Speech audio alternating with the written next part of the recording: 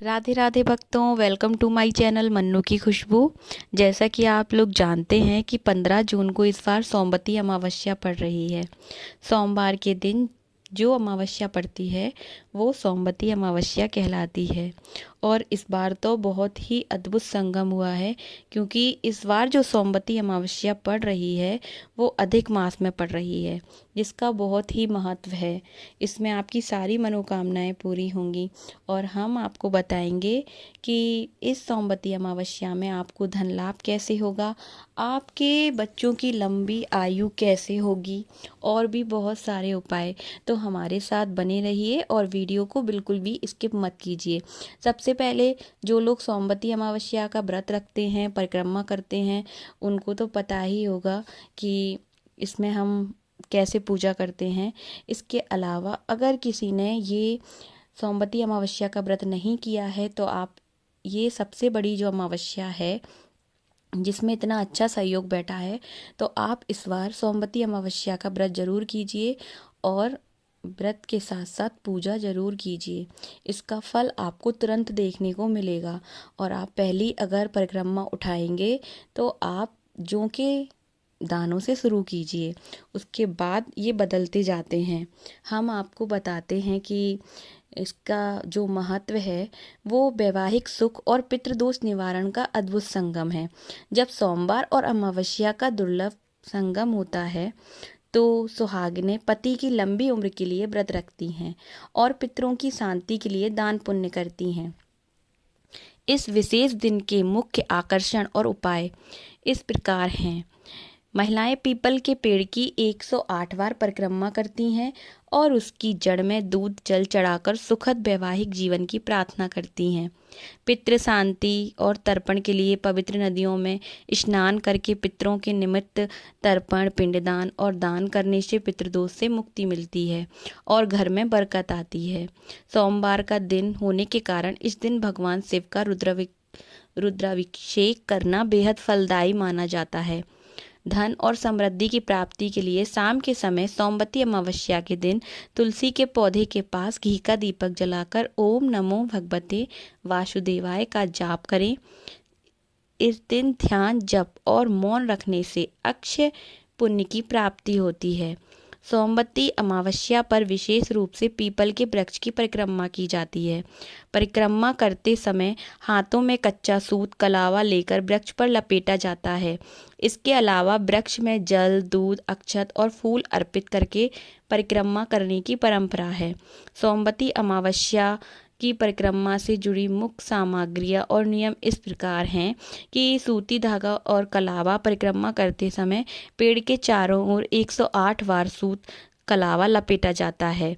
परिक्रमा पूरी करने के बाद 108 छोटी चीज़ें जैसे 108 चने की दाल, 108 फल, 108 बतासे, मतलब कोई भी चीज़ 108 वो चढ़ाई जाती है और गरीबों में बांटी जाती है।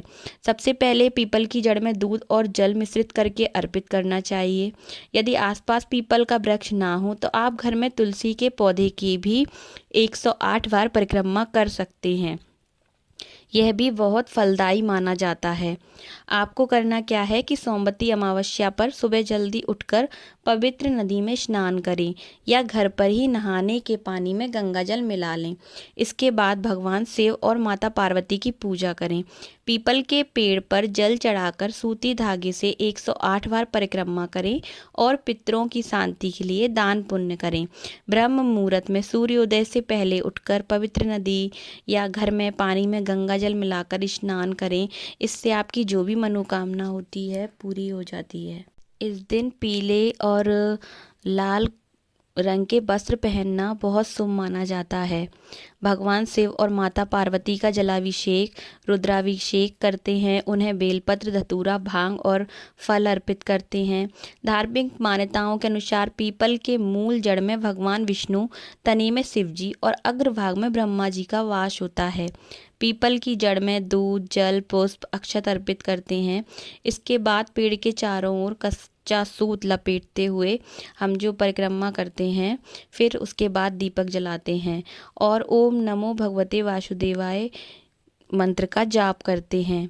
और पितरों के लिए सबसे अच्छा उपाय है कि दोपहर के समय तांबे के लोटे में जल, गंगा जल, कच्चा दूध और काले तिल डालकर पीपल की जड़ में अर्पित करें। इससे आपके पितृदोष दूर हो जाता है। और ओम पितृ देवताभ्यो नमः मंत्र का जाप करें। दान आप अपनी क्षमता के अनुसार ज़रूरतमंदों या ब्राह्मणों को अनाज, कपड़े, फल कुछ भी दान कर सकते हैं। यह व्रत रखकर शांति और भक्ति भाव से हम भगवान का स्मरण करते हैं तो हमें अखंड सौभाग्य मिलता है और परिवार में सुख समृद्धि बनी रहती है।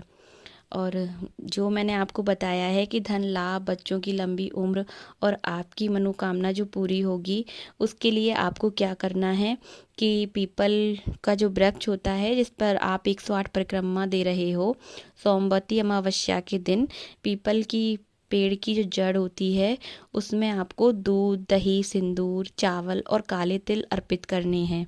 और पेड़ के तने पर कच्चा सूत 108 बार जब आप परिक्रमा के दौरान लपेटेंगे तो आपकी जो भी मनोकामना होगी अपने मन में बोलिए, वो आपकी ज़रूर पूरी होगी। और पितरों का तर्पण आपको करना है तो दान आप ज़रूर करें, आपको पितृ दोष से मुक्ति मिलेगी। और जो आप जल ले जाएंगे उसमें काले तिल ज़रूर मिलाइए और दक्षिण दिशा की ओर तर्पण करें।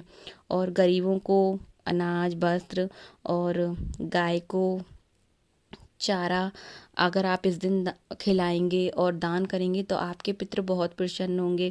और पितृ जब प्रसन्न होते हैं तो आपको पता है कि हमें धन की कमी नहीं होती और हमारे बच्चों की तरक्की होती है और हम जो भी सोचते हैं वो काम पूरे हो जाते हैं। सोमवार और इस बार तो आपको जलाभिषेक जरूर करना है क्योंकि सोमवार और अमावस्या का इतने सालों बाद अद्भुत सहयोग होने के कारण शिवलिंग पर गंगाजल, शहद और बेलपत्र जरूर अर्पित करें। और हो सके तो 108 बार सोमवती अमावस्या वाले दिन ओम नमः शिवाय का जाप जरूर करें। और अगर आप मानसिक और तनाव से मुक्ति चाहते हैं तो आपको करना क्या है कि कच्चे दूध में अपनी छाया देखकर उसे काले कुत्ते को पिला दें। पक्षी और जीव जंतु जो होते हैं वो हमें बहुत ही अच्छा फल देते हैं और ये पुण्य होता है। आटे की छोटी छोटी गोलियां बनाकर मछलियों को खिलाएं। चींटियों को शक्कर मिला हुआ आटा दें। इसके अलावा कोए के लिए पूरी और खीर का भोग लगाना भी पितरों को तृप्त करता है। तो जैसे भी हो पाए आप ये उपाय ज़रूर कीजिए, आपकी जो भी मनोकामना होगी वो पूरी होगी। आपके घर में सुख शांति समृद्धि बनी रहेगी, आपके बच्चों की आयु लंबी होगी और धन की कभी कमी नहीं होगी। और ये जो भी मैं आपको चीज़ें बता रही हूँ इनका आप 1000 गुना पुण्य पाएंगे, ये मैं आपसे कह सकती हूँ। और ये जो सोमवती अमावस्या की कथा भी हम कहते हैं पूजा के दौरान, विवाहित स्त्रियों की सुहाग की रक्षा होती है, उनका सुहाग अखंड होता है। तो हम कथा मतलब तुलसी जी पर पूजा करते हैं या परिक्रमा देते हैं तो सुहाग का सामान भी चढ़ा सकते हैं। और परिवार की समृद्धि और पितरों की शांति के लिए प्रार्थना कर सकते हैं। और सोमवती अमावस्या पर पितरों की कृपा बहुत जुड़ी होती है और यह व्रत और कथा महिलाओं द्वारा अपने पति की लंबी उम्र के लिए किया जाता है।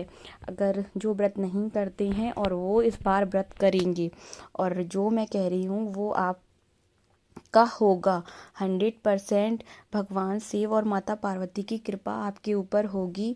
तो मैं आपको सोमवती अमावस्या से जुड़ी हुई पूरी कथा अपने वीडियो में ज़रूर शेयर करूँगी और ये व्रत 15 जून 2026 को रखा जाएगा। तो ये आपने सुना, देखा, तो प्लीज़ ये वीडियो आपने फुल वॉच किया है, आप फुल वॉच करें, बिल्कुल भी स्किप मत करें। और हमारा वीडियो पसंद आया हो तो हमारे चैनल को सब्सक्राइब करना ना भूलें और प्यारा सा कमेंट कीजिए और एक लाइक कीजिए।